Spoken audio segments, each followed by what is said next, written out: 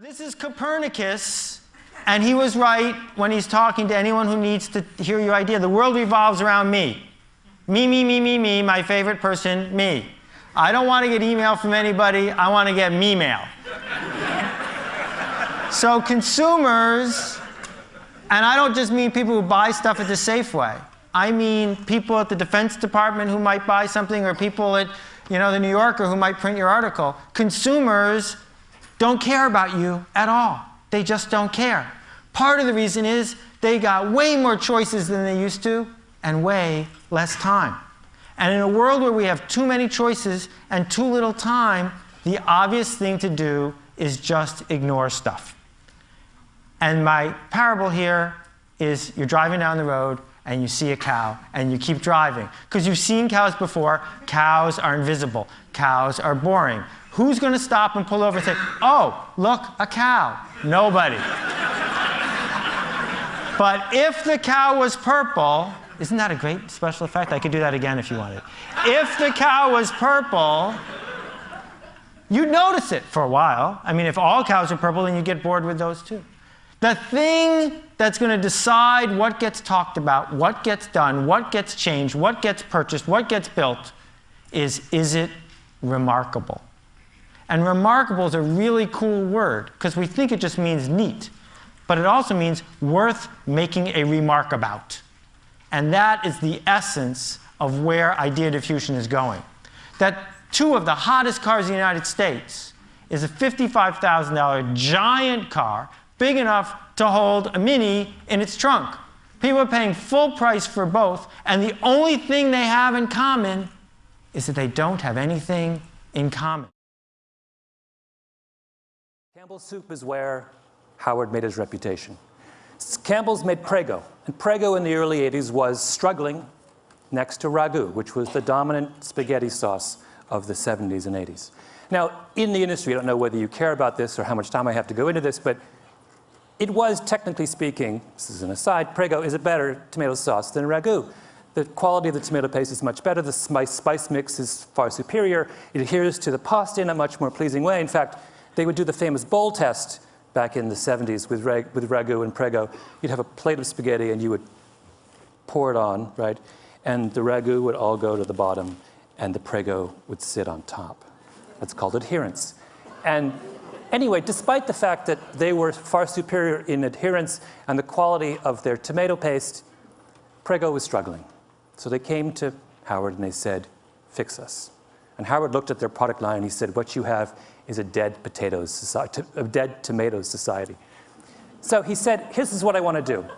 And he got together with the Campbell's Soup Kitchen and he made 45 varieties of spaghetti sauce. And he varied them according to every conceivable way that you can vary tomato sauce. By sweetness, by level of garlic, by tartness, by sourness, by tomatoiness, by visible solids, my favorite term in the spaghetti sauce business. Every conceivable way you can vary spaghetti sauce, he varied spaghetti sauce. And then he took this whole raft of 45 spaghetti sauces and he went on the road. He went to New York, he went to Chicago, he went to Jacksonville, he went to Los Angeles. And he brought in people by the truckload into big halls. And he sat them down for 2 hours and he gave them over the course of that 2 hours 10 bowls. 10 small bowls of pasta with a different spaghetti sauce on each one. And after they ate each bowl, they had to rate from 0 to 100 how good they thought the spaghetti sauce was. And at the end of that process, after doing it for months and months, he had a mountain of data about how the American people feel about spaghetti sauce. And then he analyzed the data. Now, did he look for the most popular brand variety of spaghetti sauce? No. Howard doesn't believe that there is such a thing. Instead, he looked at the data and he said, let's see if we can group all these different data points into clusters. Let's see if they congregate around certain ideas. And sure enough, if you sit down and you analyze all this data on spaghetti sauce, you realize that all Americans fall into one of three groups. There are people who like their spaghetti sauce plain, there are people who like their spaghetti sauce spicy, and there are people who like it extra chunky. And of those three facts, the third one was the most significant, because at the time, in the early 1980s, if you went to a supermarket, you would not find extra chunky spaghetti sauce. And Prego turned to Howard and they said, are you telling me that 1/3 of Americans crave extra chunky spaghetti sauce, and yet no one is servicing their needs? And he said yes. And Prego then went back and completely reformulated their spaghetti sauce and came out with a line of extra chunky that immediately and completely took over the spaghetti sauce business in this country. And over the next 10 years, they made $600 million off their line of extra chunky sauces. What is the great revolution in science of the last 10, 15 years? It is the movement from the search for universals to the understanding of variability. Genetics has opened the door to the study of human variability. What Howard Moskowitz was doing was saying, this same revolution needs to happen in the world of tomato sauce. And for that, we owe him a great vote of thanks. I'll give you one last illustration of variability. And that is, Howard not only believed that, but he took it a second step, which was to say that when we pursue universal principles in food, we aren't just making an error, we are actually doing ourselves a massive disservice. And the example he used was coffee. And coffee is something he did a lot of work with Nescafé. If I were to ask all of you to try and come up with a brand of coffee, a type of coffee, a brew, that made all of you happy, and then I asked you to rate that coffee, the average score in this room for coffee would be about 60 on a scale of 0 to 100. If, however, you allowed me to break you into coffee clusters, maybe 3 or 4 coffee clusters, and I could make coffee just for one of those, for each of those individual clusters, your scores would go from 60 to 75 or 78. The difference between coffee at 60 and coffee at 78 is a difference between coffee that makes you wince and coffee that makes you deliriously happy. That is the final and I think most beautiful lesson of Howard Moskowitz, that in embracing the diversity of human beings, we will find a sure way to true happiness.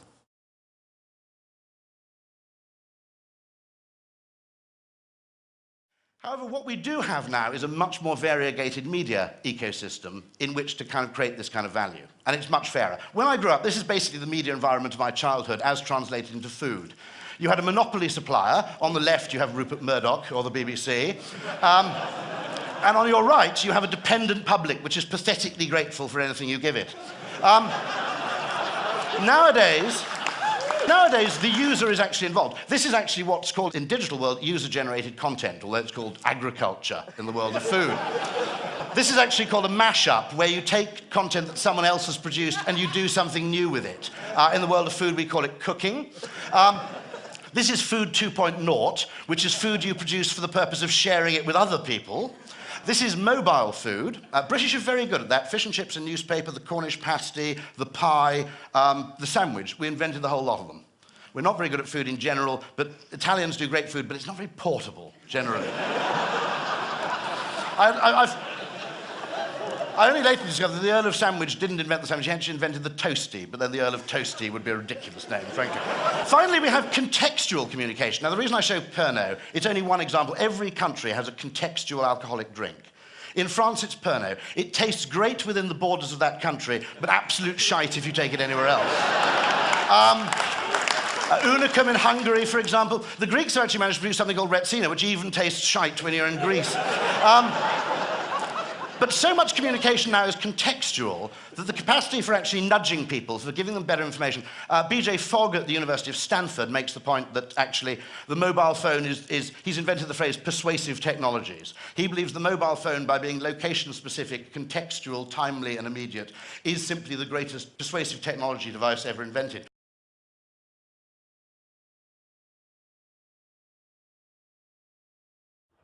There's good news around the corner, really good news. I call it the idea of tribes. What tribes are is a very simple concept that goes back 50,000 years. It's about leading and connecting people and ideas. And it's something that people have wanted forever. Lots of people are used to having a spiritual tribe or a church tribe, having a work tribe, having a community tribe. But now, thanks to the internet, thanks to the explosion of mass media, thanks to a lot of other things that are bubbling through our society around the world, tribes are everywhere. The internet was supposed to homogenize everyone by connecting us all. Instead, what it's allowed is silos of interest. So you got the Red Hat ladies over here, you got the Red Hat triathletes over there. You got the organized armies over here, you got the disorganized rebels over here. You got people in white hats making food and people in white hats sailing boats. The point is that you can find Ukrainian folk dancers and connect with them because you want to be connected. That people on the fringes can find each other, connect, and go somewhere. Every town that has a volunteer fire department understands this way of thinking.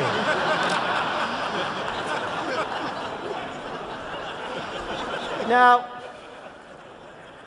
it turns out this is a legitimate non-photoshopped photo. People I know who are firemen told me that this is not uncommon, and that what firemen do to train sometimes is they take a house that's going to be torn down and they burn it down instead and practice putting it out, but they always stop and take a picture. So, you know, the pirate tribe is a fascinating one. They got their own flag, they got the eye patches. You can tell when you're running into someone in a tribe. And it turns out that it's tribes, not money, not factories, that can change our world, that can change politics, that can align large numbers of people. Not because you forced them to do something against their will, but because they wanted to connect.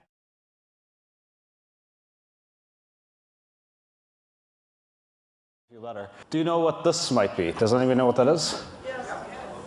What is it? It's people logging on to Google around the world. Wow, okay. I didn't really realize what it was when I first saw it, but this is what helped me see it. This is what we run at the office that actually runs real time. Here it's slightly logged, but here you can see around the world how people are using Google. And every one of those rising dots represents probably about 20, 30 searches or something like that. And they're labeled by color right now, by language. So you can see here we are in the US, and they're all coming up red. There we are in Monterey. Hopefully I can get it right. You can see that Japan is busy at night, right there. We have Tokyo coming in Japanese. There's a lot of activity in China. There's a lot of activity in India. There's some in the Middle East, little pockets. And Europe, which is right now in the middle of the day, is going really strong with a whole wide variety of languages.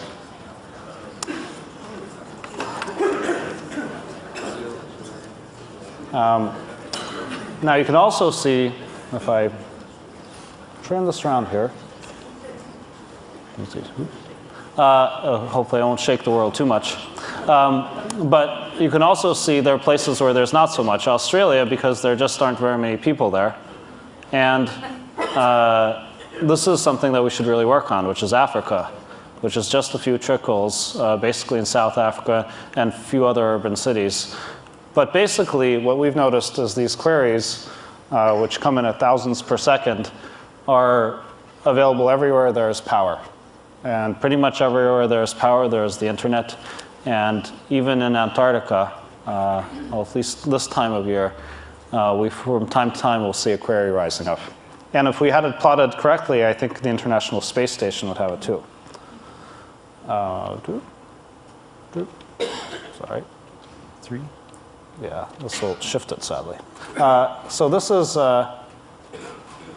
some of the challenge that we have here. Is you can see that it's actually kind of hard to get the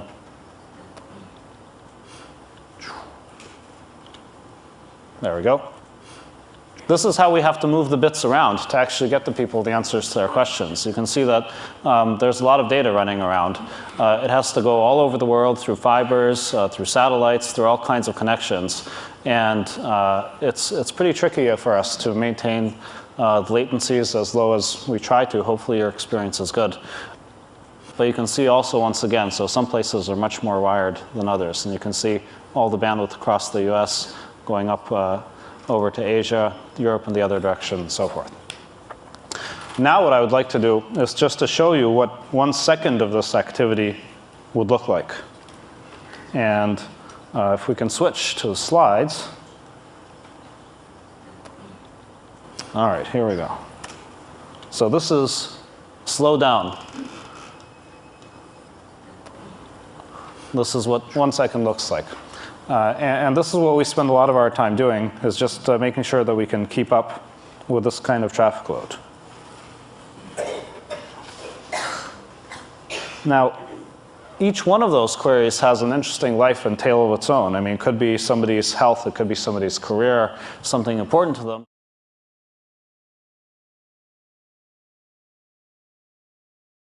Is that it represents infinite possibility. It represents hope. It represents potential. And what I love about this box, and what I realized I sort of do in whatever it is that I do, is I find myself drawn to infinite possibility and that sense of potential. And I realize that mystery is the catalyst for imagination. Now, it's not the most groundbreaking idea, but when I started to think that maybe there are times when mystery is more important than knowledge, I started getting interested in this. And so I started thinking about Lost and the stuff that we do, and I realized, oh my God, like mystery boxes are everywhere in what I do. And how, in the creation of Lost, Damon Lindelof and I, who created the show with me, we were basically tasked with creating this series that we had very little time to do. We had 11 and a half weeks to write it, cast it, crew it, shoot it, cut it, post it, turn it in, 2-hour pilot.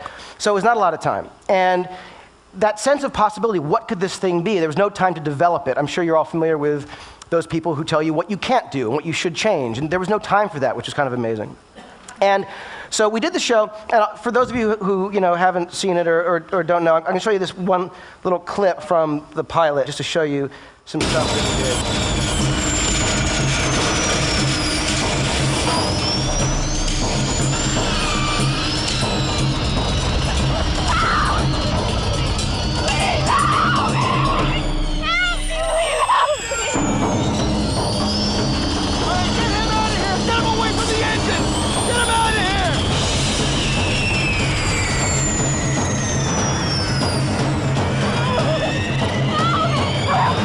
I'm having contractions. How many months pregnant are you? I'm nearly 8 months. And how far apart are they coming? I don't know. A few just happened.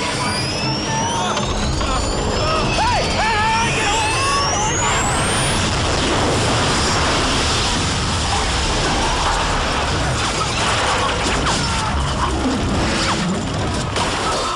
Now, 10 years ago, if we wanted to do that, we'd have to kill a stuntman. We'd actually...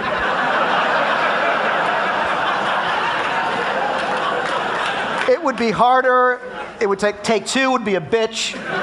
So the amazing thing was we were able to do this thing, and part of that was the amazing availability of technology, knowing we could do anything. I mean, we could never have done that. We might have been able to write it, we wouldn't have been able to depict it like we did. And so part of the amazing thing for me is, in the creative process, technology is like mind-blowingly inspiring to me. I realized that blank page is a magic box.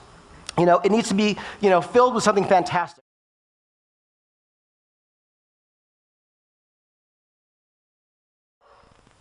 This is the first vacuum cleaner, the 1905 Skinner vacuum from the Hoover Company. This one weighed 92 pounds and took 2 people to operate and cost $1/4 of a car. So it wasn't a big seller. This was truly an early adopter product, the 1905 Skinner vacuum. But 3 years later, by 1908, it weighed 40 pounds. Now, not all these things were highly successful. This is the electric tie press, which never really did catch on. People, I guess, decided that they would not wrinkle their ties. These never really caught on either. The electric shoe warmer and dryer, never a big seller. This came in like 6 different colors. I don't know why. But I thought, sometimes it's just not the right time for an invention. And maybe it's time to give this one another shot. So I thought we could build a Super Bowl ad for this, but we'd need the right partner. And I thought that would really work, to give that another shot. Now the toaster was huge because they used to make toast on open fires, and it took a lot of time and attention. Now I want to point out one thing. This is, you guys know what this is. I hadn't invented the electric socket yet. So this was, remember, they didn't wire the houses for electricity. They wired them for lighting. So your appliances would plug in. Each room typically had a light bulb socket at the top, and you'd plug it in there. In fact, if you've seen the Carousel of Progress at Disney World, you've seen this. Here are cables coming up into this light fixture. All the appliances plug in there. And you would just unscrew your light bulb if you wanted to plug in an appliance. The next thing that really was a big, big deal was the washing machine. Now, this was an object of much envy and lust. Everybody wanted one of these electric washing machines. On the left-hand side, this was the soapy water, and there's a rotor there that this motor is spinning, and it'd clean your clothes. This is the clean rinse water. So you'd take the clothes out of here, put them in here, and then you'd run the clothes through this electric wringer. And this was a big deal. You'd keep this on your porch. It was a little bit messy and kind of a pain, and you'd run a long cord into the house where you could screw it into your light socket. And that's actually kind of an important point in my presentation, because they hadn't invented the off switch. That was to come much later, the off switch on appliances, because it didn't make any sense. I mean, you didn't want this thing clogging up a light socket. So, when you were done with it, you unscrewed it. That's what you did. You didn't turn it off. And as I said before, they hadn't invented the electric outlet either. So the washing machine was a particularly dangerous device. And when you research this, there are gruesome descriptions of people getting their hair and clothes caught in these devices. And they couldn't yank the cord out because it was screwed into a light socket inside the house. And there was no off switch, so it wasn't very good. And you might think that that was incredibly stupid of our ancestors to be plugging things into a light socket like this. But before I get too far into condemning our ancestors, I thought I'd show you, this is my conference room. This is a total kludge, if you ask me. First of all, this got installed upside down, this light socket, and so the cord keeps falling out, so I taped it in. This is don't even get me started, but that's not the worst one. This is what it looks like under my desk. I took this picture just 2 days ago. So we really haven't progressed that much since 1908. It's a total mess. And, we think it's getting better. But have you tried to install 802.11 yourself? I challenge you to try. It's very hard. I know PhDs in computer science, this process has brought them to tears, absolute tears. And that's assuming you already have DSL in your house. Try to get DSL installed in your house. The engineers who do it every day can't do it. They have to, typically they come 3 times. And one friend of mine was telling me a story. Not only did they get there and have to wait, but then the engineers, when they finally did get there for the 3rd time, they had to call somebody. And they were really happy that the guy had a speakerphone, because then they had to wait on hold for an hour to talk to somebody to give them an access code after they got there. So we're pretty kludgy ourselves. By the way, DSL is a kludge. I mean, this is twisted pair copper that was never designed for the purpose it's being put to, and it's it's the whole thing. We're very, very primitive, and that's kind of the point, because resilience, if you think of it in terms of the gold rush, then you'd be pretty depressed right now, because the last nugget of gold would be gone. But the good thing is, with innovation, there isn't last nugget. Every new thing creates 2 new questions and 2 new opportunities.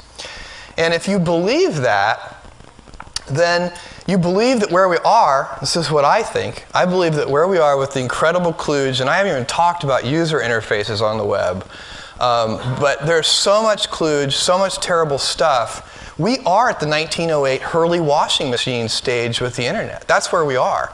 We don't get our hair caught in it, but that's the level of primitiveness of where we are. We're 1908. And if you believe that, then stuff like this doesn't bother you. This is 1996. All the negatives add up to making the online experience not worth the trouble. 1998, Amazon.toast. And 1999, Amazon.bomb. My mom hates this picture. But if you really do believe that it's the very, very beginning, if you believe it's the 1908 Hurley washing machine, then you're incredibly optimistic. And I do think that that's where we are. And I do think there's more innovation ahead of us than there is behind us. And in 1917, Sears, I want to get this exactly right, this was the advertisement that they ran in 1917. It says, "Use your electricity for more than light." And I think that's where we are. We're very, very early. Thank you very much.